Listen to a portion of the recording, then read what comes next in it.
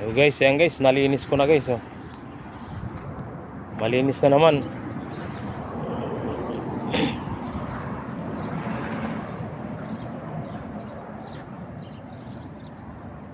Ayan, nalinis ko na yung tanim ko guys.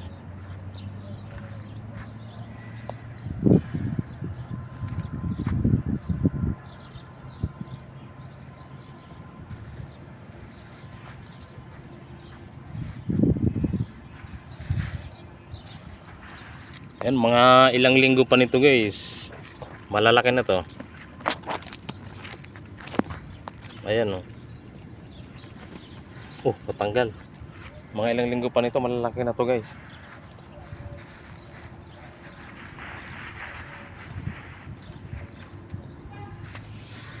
Ayan oh. Kakatuwa na. Dumadami ng mga idol oh. Daming bulaklak.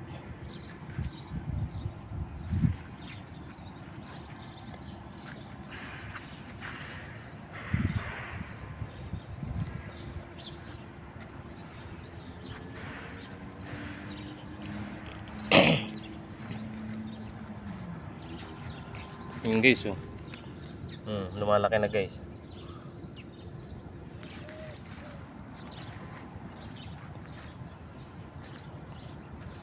Napagod ako, natanggal yung lamig. Hindi na malamig. Kanina sobrang lamig.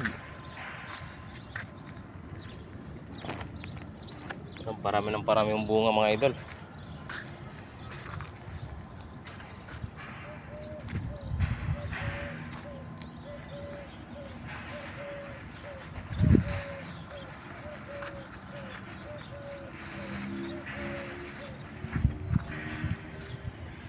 Yan, tataba pa naman. Maraming taba yung iba. Sobrang taba.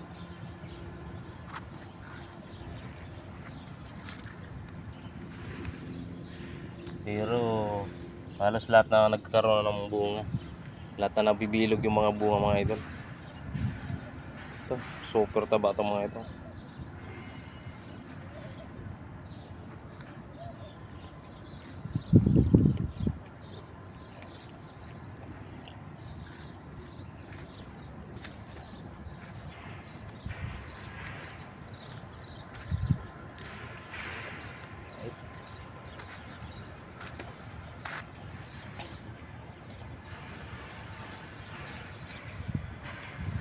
Ayan guys, yung kalabasa ko, pa isa-isa na lang yung talbos. Talagang hindi talaga makatis yung mga tagapanood ko dito na hindi kukuha talaga. Pa isa-isa na lang ang talbos. Dahil halos araw-araw may kumukuha.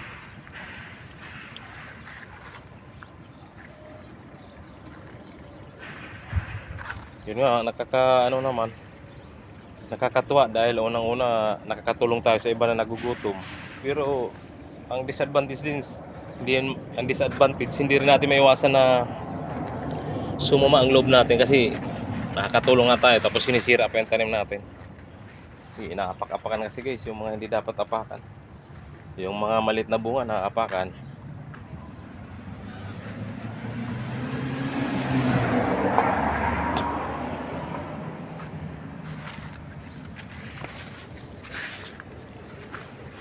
Nasisira yung mga tanim. Yung mga tagakuha walang pakialam may masira dyan, basta makakuha lang sila. Kaya tayong nag-aalaga, nahirapan tayo tingnan yung tanim natin laging sira, naapakan. Dahil tayo iniingatan natin na hindi masira yung tanim natin. Tapos sa apak-apakan lang nila, hindi natin may iwasan sa samaan loob natin.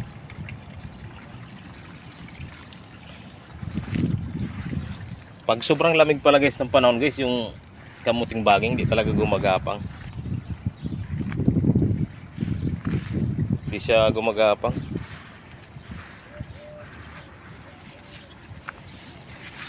Hindi na rin siya, yung talbos niya na una, hindi na gumagalaw, ganun na lang.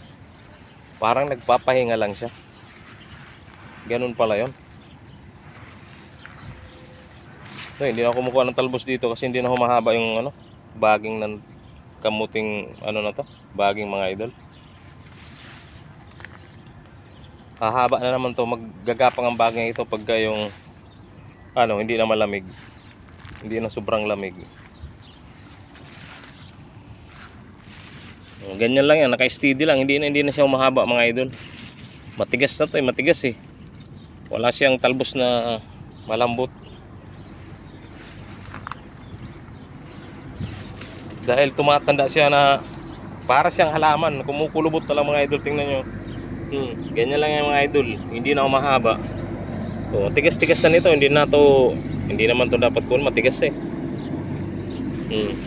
Parang halaman na yan guys Hindi yan nagtatalbos na yung magandang talbos.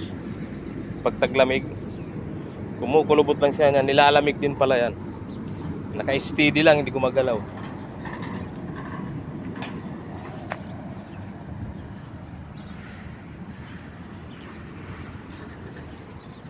Yung tanim ko sa loob guys, hindi na rin tinitigilan ng halongkat ng mga naghahanap ng bunga. Naapak-apakan yung mga baging ng upo, na mamatay yung ibang baging. At pati yung maliit na bunga naapakan din. Hirap talaga ng mga taong yung taga-abang lang may makuha. Wala ang ginawa, manira. Nasisira yung tanim. Naapak-apakan sa kahanap ng bunga. Wala sila makitang bunga sa dami nilang naghahagilap ng bunga. Isipin mo yun, dami nilang naghahanap ng bunga, ako lang mag-isa nagtatanim. Kung ako nga na nagtanim, di na makakuha ng bunga. Mga pasaway talaga mga idol. Ganon talaga dito.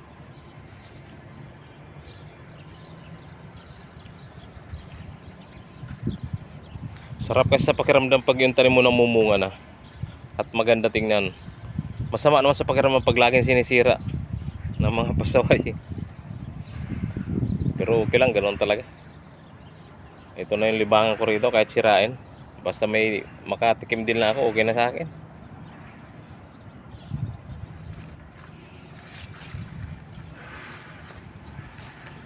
Hindi to makabunga siguro tong kalabasa mga idol, hindi tinitigilan kasi. May ibang magandang talbos, tinatago ko para makagapang. Kasi pag nakalutang, sigurado yan, mawawala na naman.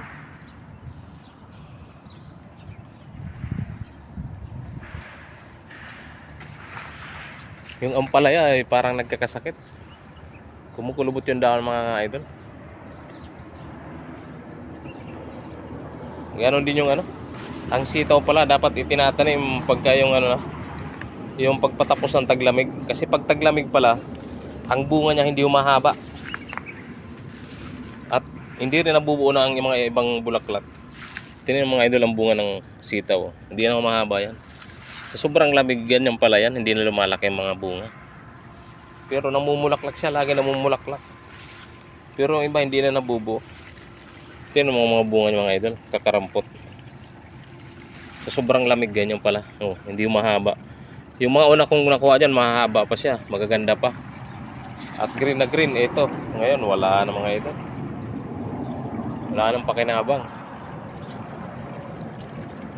Ngayon ang palaya ko guys. Nakakuha na ko dyan siguro 5 bunga lang. 5 bunga lang na matino. Siguro titino ang gaganda ang bunga din ito pagpapunta na rin ng tag-araw, pagpatapos ng taglamig. Hirap pag taglamig, ganyan pala. Ito yung unang natumubo ng kamatis guys, ang tangkad na guys. Halos tataas na sa akin.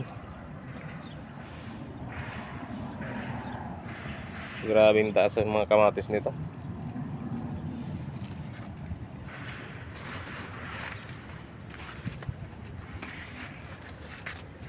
Ayan sa loob guys nakapak-apakan nila guys, kahanap ng bunga guys.